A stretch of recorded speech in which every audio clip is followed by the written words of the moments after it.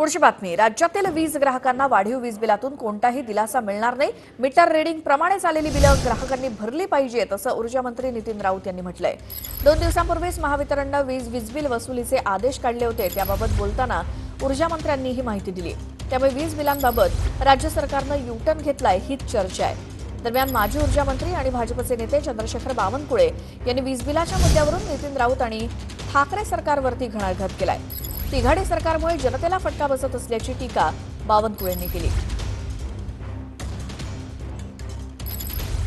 आमची वसुली नाही, आम्ही एवढंच म्हटलं की आम्ही सुद्धा वीज ग्राहक, जसे तुम्ही आहात तसे आम्ही सुद्धा ग्राहक आहोत।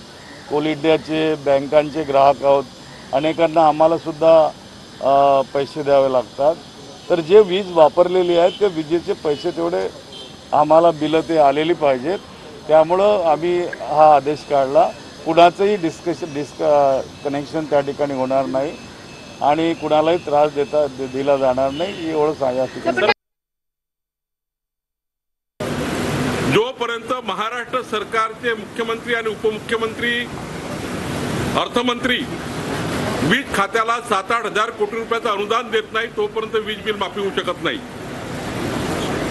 ऊर्जा मंत्र्यांनी प्रयत्न करू नये, मुख्यमंत्री आणि उपमुख्यमंत्री त्यांची फाईल फेटाळत आहे आणि त्यामुळे हा आपसातला वाद आहे। या 3 सरकारच्या 3 पक्षाच्या श्रेयवादाच्या लढाईमध्ये, आपसातल्या लढाईमध्ये हे वीज बिल माफी थांबलेली आहे।